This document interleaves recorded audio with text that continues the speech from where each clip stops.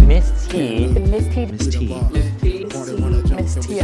Miss T. Miss T. Miss T. Miss T. Miss T. Can't wait for you to meet Miss T. She is the T in T. And welcome back again. Got something really, really neat to share with you. So I was watching this pastor do a podcast recently. Technically, I think it was like more of, live streaming one of their services. And, I'm into it. I'm all into that kind of stuff. I like growing spiritually. But he made a statement that stopped me in my tracks. Now, if you're watching any of the things that we're experiencing by way of DEI, there's a lot of tumultuous conversation around that stuff. But he said this one thing, and I said, that's kind of how it's always been. And I just think people forgot. He said, you have to want performance over preference. Sometimes wanting the preference makes it easier for you to not do the performance, which qualifies you for the higher level of service, of career, of pay, and of office. Again, don't get mad at me, but the great majority of the success that I'm walking in and people that I know similar to me are walking in is not because they were preferred. In fact, it was the polar opposite. We were not preferred, but we performed. And because we performed in a way, it made room for us in the realms, at the tables, in the careers, and in the different levels of civic leadership that didn't exist before, because we had to prove that we had the capacity and capability to become through performance. Now, if you're one of those people that's just waiting for the opportunity of the lifetime to knock on your door while you're sitting at home, streaming on Netflix, I promise you, that is not how it works. The burden of proof of what you can do is always on you. You're going to have to show up, and you're going to have to show all the way out by way of demonstrating that you have the ability to do what you do, which qualifies you for wherever it is you want to go. So first things first, number one, what do you want to do, baby? Like, who do you want to be? What's your goal? What's your office? What accolades are you looking to win? What is it what's your big it thing? Okay, do you have that thing? For me, I wanted to be an entrepreneur running an international organization that serves youth in arts, media, and entrepreneurship, because I think business savvy is so important to complement with any of your creative gifts and talents. But what's your it thing? Okay, now you got that it thing. Now, what are the things that you need to do to educate, to develop, to stretch, to make yourself aware, to know culturally, financially, relationally? What are the things that you have to do that get you to this big thing? Now, let's reverse engineer that.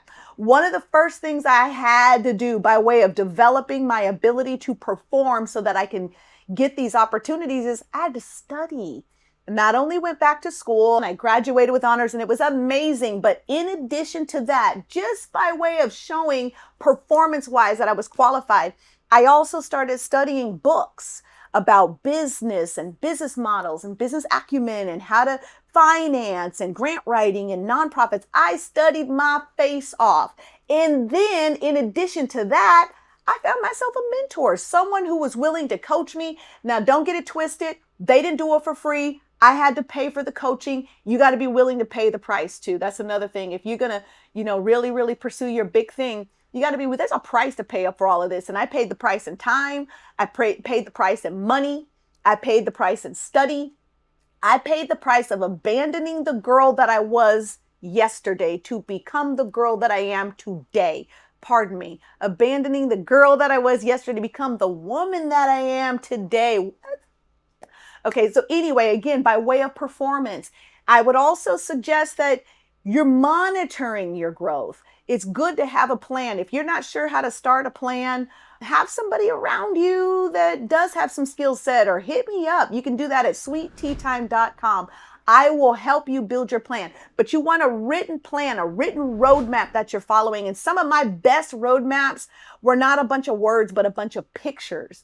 I would make vision boards, vision books, a vision, folders on my cell phone, just something that visually kept me going in the direction of where I wanted to go toward my destiny and my destination. Again, me performing. I had to do something no one preferred. I had to earn the level of success that I have now. I'm not mad if you get preference and favor. Sometimes that stuff is great and it comes as a result of being in relationship. But because you have that, you want to make sure that you complement that with ability, gifting, talent that's been developed so that whoever's giving you the preferential treatment or connecting you to the opportunity, that you honor them by way of showing up in a very strong performative way. Listen, I'm not saying you can't take advantage of being favored. I'm favored all day, every day.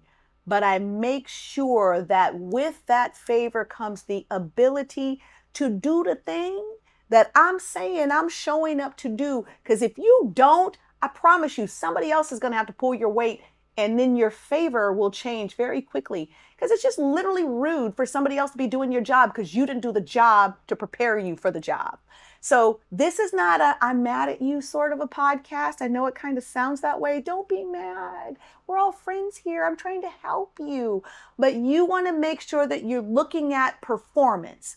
Are you peak in your performance? Are you sharpening your skill? Are you honing your craft by any means necessary so that you can show up in the world as a strong leader, as a strong team member, someone that's contributing their best effort, which is making things so much better? So again, when I heard the phrase performance over preference, immediately I said, we need to talk about that more, because I think it'll eliminate a lot of the upsettedness around some of the things that are being reshaped and reformed. And, I know for my culture, it's always been that way. The burden of proof has always been on us in every realm of influence: sports, entertainment, media, science, technology. The burden of proof that you can perform at peak levels that qualify you for higher offices and stronger leadership, the burden of proof has always been on us. So essentially, nothing's really changing. We're just kind of doing what we've already done many, many, many, many, many, many years prior to right now. So you want to be one of those people. It's great to have favor. It's great to have, opportunity because of who you know. And I'm a huge fan of that. But as you're experiencing those opportunities, make sure you're the one who shows up and is prepared to win in the role and the responsibility that you're being planted in, because that's how we win. That's how we collectively win. All right. I really hope this helped you. Well, if it's not for you, just make sure you send it to somebody that's like on your team that's not performing well. Don't get me in trouble with that though. I'm trying to help you. I'm trying to help everybody so that you can avoid some of the landmines that I've stepped on and people that I've helped have stepped on. I want you to win in life. So keep tuning in, leave some comments, make sure you subscribe if you haven't done so already, and share this with someone who really needs to sharpen their performance. Or if they're a sharp performer, send this as a thank you for being a performer. We're so grateful for you for that. Tune in next time for more stuff. In the meantime, thank you for watching, and I will see you again really soon.